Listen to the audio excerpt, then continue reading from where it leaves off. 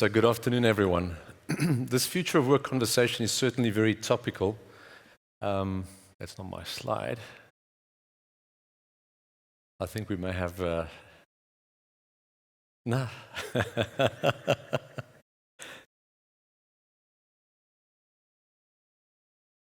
So there we go. There's a hang on. As long as the clock stops. But let's while the conversation has already started, certainly the future of work conversation is a very complex conversation. It's got many facets to it, and I think there's a huge sense of frustration that I experience in working with executives in trying to find a landing platform that allows all these different perspectives coming from different origins and with different intents, trying to find that common understanding of what this future of work should look like.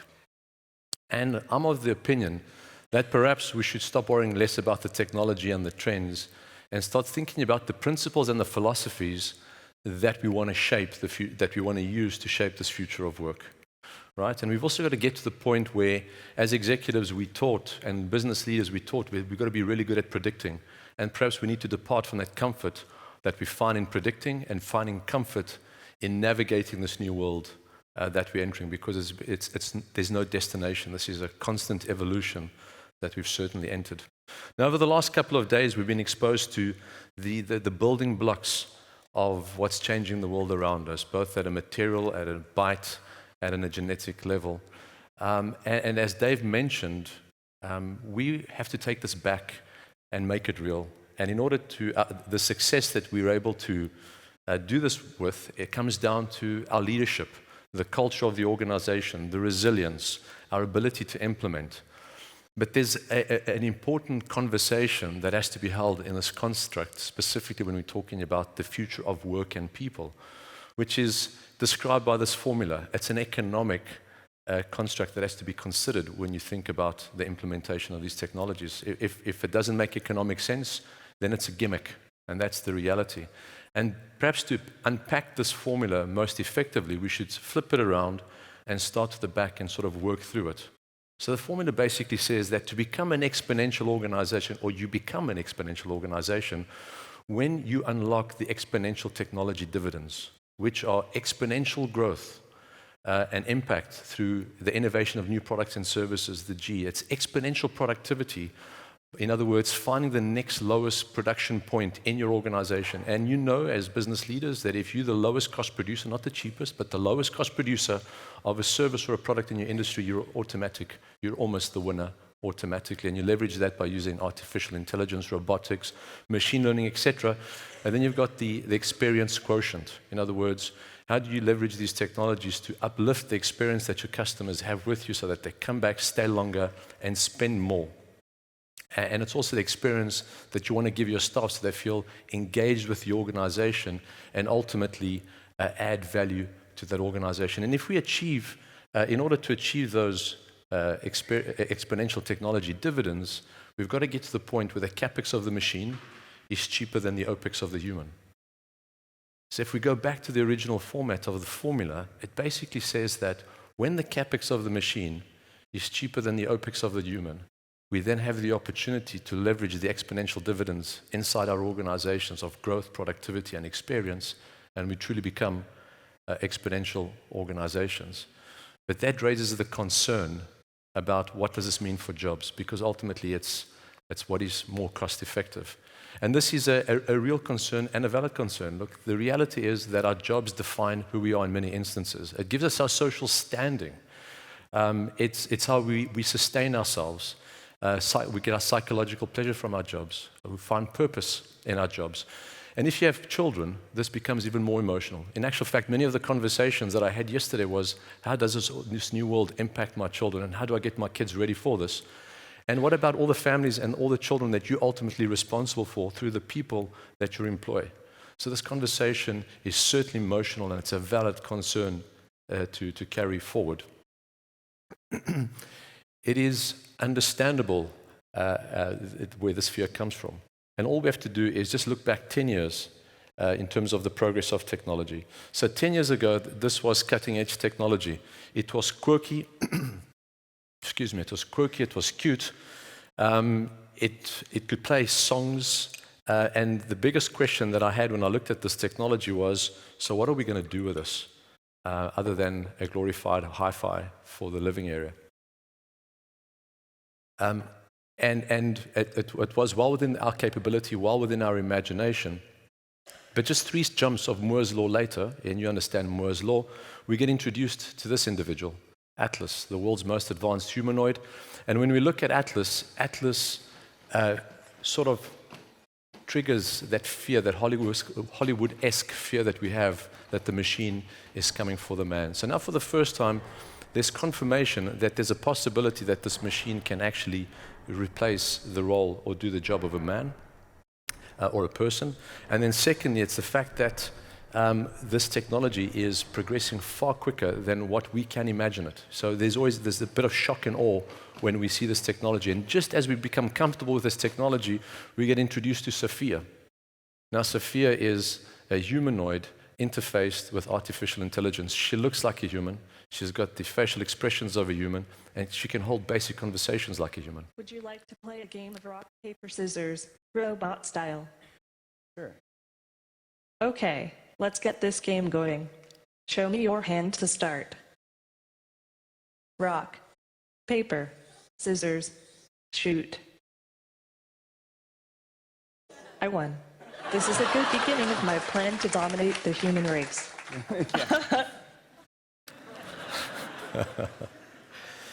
And so the third thing comes into mind is that not only are we unable to see where this technology is going, but we're also unable to see how this technology is going to create new kinds of jobs and new opportunities for us.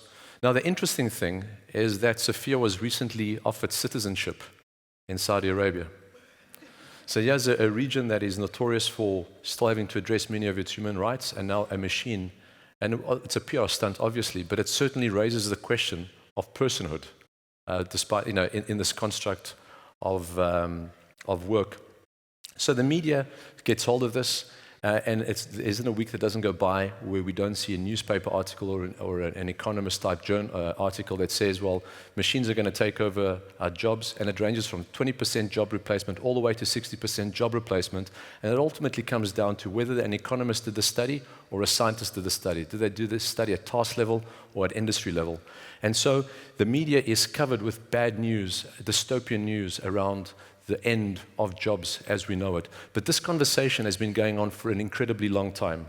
Right? This is not new rhetoric in the world of business. And the reality is that laborers have been fighting the machines that they think would take their jobs away for a number of decades, and every single time the machines have won.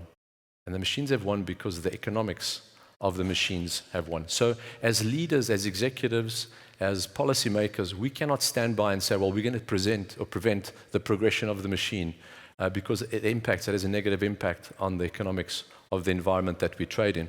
So we've got to be thinking about this future of work in categories. And probably the 3 broadest categories are how are we going to work, or where are we going to work? What does the new work environment look like? Is there even going to be a work environment? Do people have to come into the office? How do we move away from a world where we are trying to be very collaborative, an incredible buzzword in this new environment that we're in, towards the next buzzword, which is being hyper-coordinated, where we collaborate without even thinking. We behave like swarms. What does that work environment look like? Second category we need to think about is what kind of work we're going to do. How are we going to get the skills ready inside our organization? There are jobs that are going to go into the sunset in our economies, and we have to reskill those individuals and get them ready for the new kinds of jobs. What are the skills that we need to develop? What are the jobs that we're going to need that we haven't even thought of yet? And then finally, how is work going to get done? Right? Are we going to replace, augment, automate? What does the operating model look like for your organization if you bring robotics and automation into play? So these are the categories within which we need to think about the future of work. And some of the principles that need to guide us are the following, and the next 6 are certainly my top principles that I'm focusing on at the moment. And the first one is this construct of timeplosion. Now, last night at the VIP dinner, someone said, one of the panel members said that if you want to get stuff done quicker, slow down. And that's certainly a philosophy that's embraced in the region. But the reality is we're not slowing down. We are moving quicker than ever before, right? We are making 15-year-old whiskeys in 24 hours. we are taking semester-long courses and closing off those courses in 34 hours. A semester-long course is done in a week on Duolingo. When I go ride my bicycle, I take a 4-hour view of the weather in 15-minute intervals so I can maximize my time. And this is spilling over into the leadership of organizations where CEO tenure is reducing dramatically. If we take Chinese CEOs out of the equation, the average tenure for a CEO in a large organization is in the region of 4 years and dropping rapidly. The next principle we need to think about is this construct of the workforce ecosystem, right?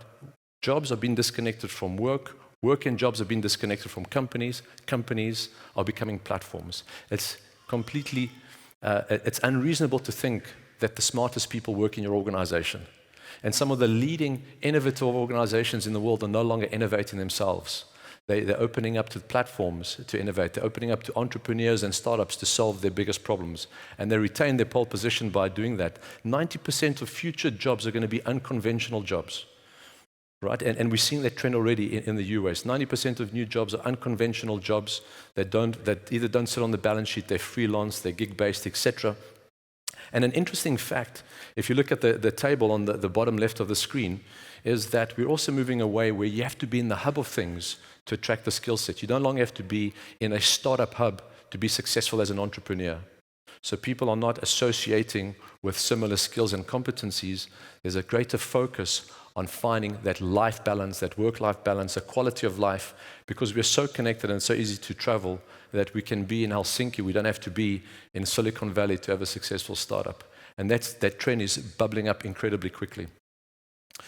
Connected workforce is a very frightening thing. It's not about being connected with IM and instant messages and Slack and so on all the time. This is where you and the organization become one. There's no disconnect. There's no Valter and the organization it's Valter. We are one. I'm reading the organization on a real-time basis, and the organization is reading me on a real-time basis. And it could be for my protection if I'm an underground miner, or it could be to make sure that my performance is up to scratch, like we recently saw with Amazon and Walmart. So Walmart recently patented technology which they promised never to push out into the market, which measures how many items the cashier is swiping through the scanner and at what pace they're swiping it through the scanner, and at the same time picking up ambient noises to understand if the customers are getting frustrated with the experience they're receiving from the cashier. So real-time performance management of individuals, and you've seen them backtracking on some of these technologies, and already 22% of organizations are doing some form of employee tracking. And what's becoming very popular is monitoring your diary. Are we having too many meetings or not enough meetings? Are you seeing enough clients or not enough clients? Right? How do we find that optimal balance for performance inside our organization?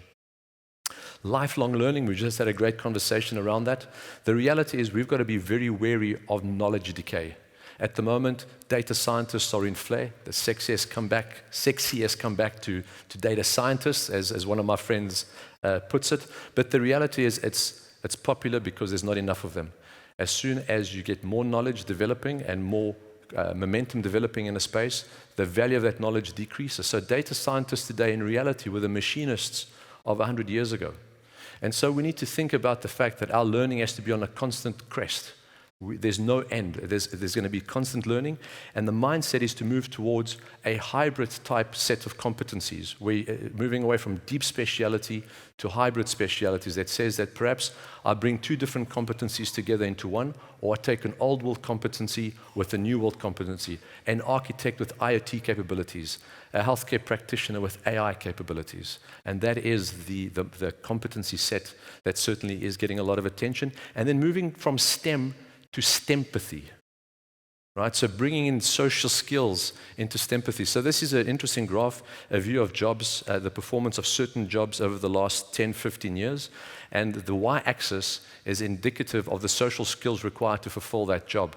Now, what's interesting, green and gray is good, means that these jobs have been steady or they've increased. Blue means there's been a decrease. So wherever there's been a greater need for social skills, the demand for those jobs have either remained stagnant or have increased. So moving from STEM to STEMpathy is certainly a very important thing. The one that I want to sort of touch on briefly and we'll speak about a little bit more is the longevity quotient. I'm completely fascinated by the fact that we are constantly talking about the aging workforce in the various economies. But why are we not talking about the unemployed youth in those same economies? Because that, to me, is a significant challenge that we face. At the moment, the largest workforce in the world are the millennials. The largest growing workforce in the world is the over 65s. So something we've got to certainly take into account. And the final principle that I want to share with you is this construct of sustainability. And it's not economic or environmental sustainability, it is social sustainability. We've got to become responsible, and it's only the leaders in this room that can define how responsible we are with the technology that we deploy. Again, companies like Google and Microsoft finding themselves in hot water with their staff, where the staff are saying, we don't want to be associated with the brand that does certain things that doesn't align with our values. And so this is something that you can export, and you've exported to the world, which is the Nordic exceptionalism. Your high levels of moral and ethic and political leadership that I think in a time of change like this, the world certainly needs and needs to find inspiration on. So you're ultimately the lighthouse for the world in terms of the sustainable leadership that we certainly require. But I want to pause there for a second. So we are solving the problems that we have are good problems to solve. These are first world, high-end, high-value problems that we need to address. But around the world, we've got a number of individuals, masses of the population, hundreds of millions of people that just want work, any kind of work that's going to take them out of poverty in a dignified way. They're not really worried about the environment, what does the building look like, what tool do they use, etc. They just want employment so that they can feed their families. So this is the severity of the problem. Over 500 million people around the world are in extreme poverty. The good news is that through all these technologies, initiatives, and other initiatives that are taking place around the world, people are escaping poverty at the moment at a rate of 0.80 people per second. This is good news. This would suggest that the world is in a good place at the moment, and we're making good progress. But let's reflect on the following. In South Africa, we are adding 7.4 people into poverty every hour. Now, the interesting thing about South Africa, as an economy, we are the second most effective economy in the world relative to our GDP at globalizing companies. The only other country in the world that's better than us is South Korea. We have got the most progressive human rights and constitution in the world. Our financial services are rated number 1 in the world, and our regulators are rated equally as high. And then we've got we've achieved great heights, like having 2 Nobel speakers from the same street, almost neighbors, Nobel Prize winners that were almost neighbors in the same street. This shouldn't be happening in our economy. But what we've done is we've achieved a point of 27% unemployment, greater than during the Great Depression. Our productivity is in decline. Our skills are not ready for the new world. And we don't have, a lot of our people, the roles and jobs that we've got can be automated, and our skills are not ready for the new world. We've essentially become the most unequal country in the world at this stage. Now bring it back into Europe. And these are the unemployment statistics for European countries. Right? So the far right, you got Greece, which I know we've got some people from the audience from Greece at 40%. These are wartime unemployment. These are the equivalent of wartime unemployment statistics. In Finland, your youth unemployment sits at 17%. So while we certainly want to get our businesses right and ready for the future, this is something we need to solve for. Otherwise, this creates a socioeconomic challenge that makes business a very difficult environment to operate in. So it comes down to this.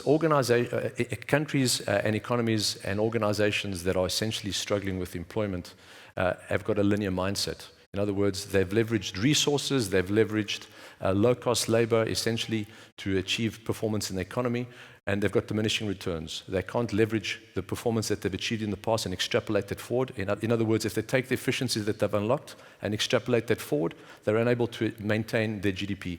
Economies that have modernized, automated, digitized are behaving like exponential organizations. And ultimately, they're unlocking productivity and efficiency. This is driving global demand for what gets done in those economies, and it drives economic prosperity.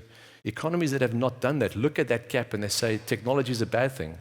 Technology has reduced our competitiveness, it's driving job losses, and it drives anxiety. So the blame is on technology. This thing of technology is bad, and there's a position around bringing technology into environments where unemployment is very high. But the reality is we're not having a technology problem, we're having a leadership problem.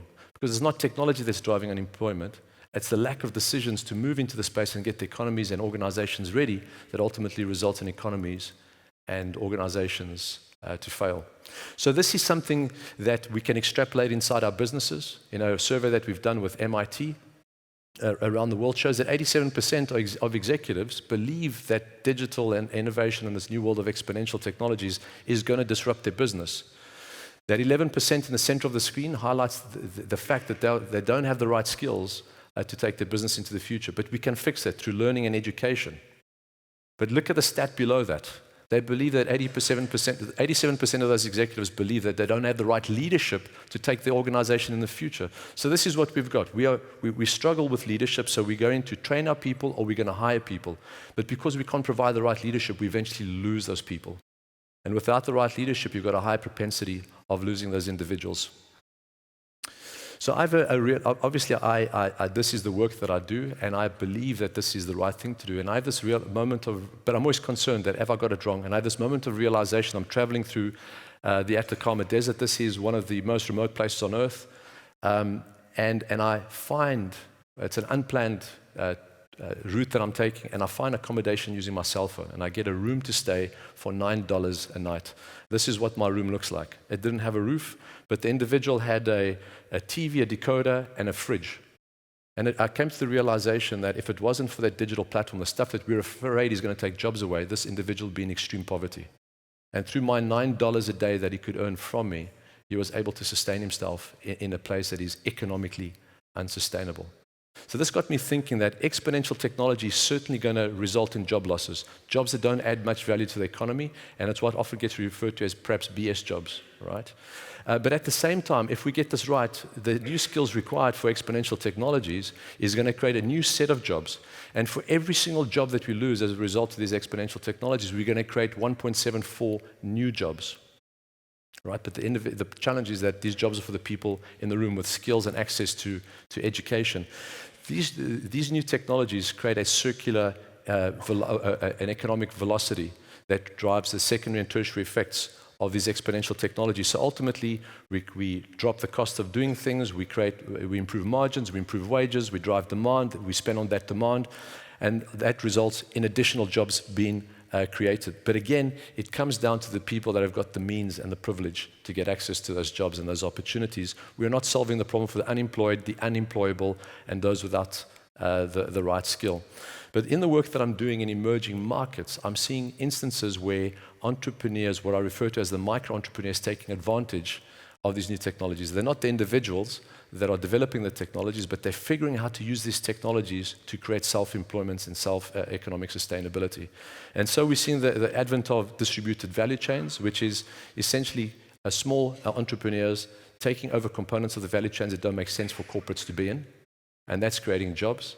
We're seeing the creation of a collaborative consumption, which basically says as a poor individual, unemployed individual, I can't justify the ownership of an asset, but if I can get everyone in the room to work, to use that asset with me, I can justify its ownership and I create an economic means from it. And then finally, it's the creation of economic catalysts, which is the revival of industries that have gone flat due to lack of connectivity, trust, transparency, etc. And I want to unpack some of these with you very quickly. So distributed value chains, IKEA's TaskRabbit is a great example. So they found a gap in the market. IKEA didn't want to necessarily be assembling furniture themselves. So TaskRabbit used individuals that had time, that had the skills to assemble furniture for a small fee, and essentially filled up a gap for people that are money rich and time poor. Timeplosion happening in real action. In South Africa, I'm working with a company called Ilovo Sugar, where they've distributed the growing of their sugar plantations. So it's given to the community grows it, and they take it from the community. They've created employment and ownership for the community and solved unemployment challenges in the most rural areas of the economy. Companies like DoorDash that essentially go do shopping for you inside a store, so they sustain the family grocer in your neighborhood. Around the world, they've employed over 500,000 people to go shopping for individuals that are money rich and time poor. Recently acquired by the Vision Fund for over $500 million. And WAG, I don't know if you're familiar with WAG and Rover, a dog walking business that pays you $15 to $30 for 30 minutes of dog walking. Now, if you're living in an emerging market, in a poor economy, or you're unemployed, this is certainly some form of sustainable income that would be definitely attractive. Also acquired by the Vision Fund for just over $350 million. And in South Africa, we've got individuals that have done amazing things to bring dignity back to work for individuals that had no rights and dignity in the work that they performed. Collaborative consumption is an interesting thing. It's about the sharing of the asset. And probably Uber is one of the best examples with regards to that. But collaborative consumption is broad. So right on the screen, 3D hubs. If you own a 3D printer, you'll realize that in 6 months, 8 months' time, the 3D printer you bought becomes obsolete because there's one that's far better and far more powerful. And so there's almost no economic, unless you're doing it as a hobby, there's no economic construct to owning a 3D printer at the moment.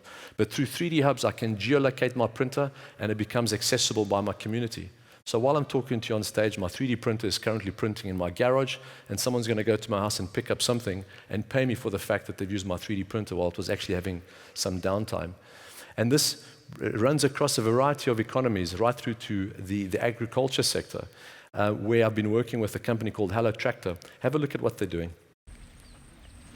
Nigeria has one of the largest inventories of uncultivated farmland on earth. The majority of the poor earn their income on the farm, so I knew that's where I needed to meet them. Farmers don't have the labor they need or the machinery to fully cultivate this land. I started with collaborative consumption and the idea that a tractor is expensive and is necessary to make farmers productive. So if farmers have access to a tractor, that's as good as owning one. We designed a mobile app that allows smart tractor owners to view their machines remotely. They can assign operators to tractors, and they can see a full record of what their smart tractor did in the field. Despite Nigeria being the largest economy in sub-Saharan Africa, rural communities are suffering. Agriculture comes with so many risks and challenges. Technology can fill that gap. Ultimately, we're creating a model that can scale and sustain itself and reach, in my estimation, the entire continent.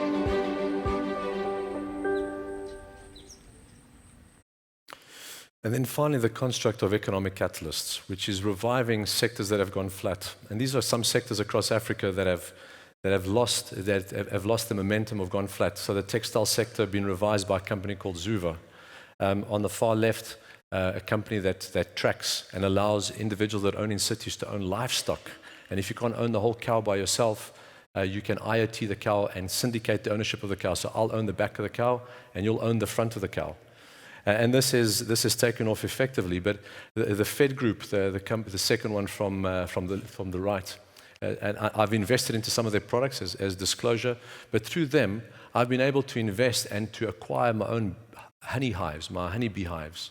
So I will pay the OPEX to establish the honeybee hive. They will put it down on a farm somewhere. They'll run that hive for me. They will harvest the honey for it, package it in jars, label those jars, put it in stores, sell it, and pay the dividends for me. And in doing that, I'm employing farm workers in a dignified way through the process. And on the far right is an entrepreneur that I'm it's an emotional story for me, but this individual gave up a corporate job to go solve the problem of illegal dumping in the slums around the big cities. And typically what he was trying to do was prevent illegal dumpers bringing metals and organic material, etc., that injures kids and it basically triggers diseases. And in this process, he was constantly being assaulted by essentially the perpetrators of the law. And so I've been working with a good friend of mine, Patizu Malinga, from the CEO of SquidNet, to leverage IoT to fundamentally change the way in which he provides the service to people that use it. And so now we've fundamentally changed his business model. He's no longer been assaulted by the people that are breaking the law because he's no longer present, because we are monitoring the business through IoT. And he's now been able to start employing people out the community into his startup. So a great impact in terms of where technology is changing employment in areas that you think would never change. So as we progress, right, the journey between moving between a linear mindset into an exponential mindset is certainly not easy, and it's not determined, but it can be done. But the reality is you're not going to do it alone. In the room, you've got entrepreneurs, policymakers, and captains of industry. There's initiatives that you need to take individually and collectively. And the thing is, it's one thing, we've certainly got to look after our businesses in terms of making sure that our businesses provide the base load for the economy within which we operate, but we have to take responsibility collectively to solve the challenges around things like youth unemployment. It's pointless having a successful business if you've got a potential socioeconomic challenge bubbling at the root of the economy. And with that, I'm going to conclude and say thank you very much.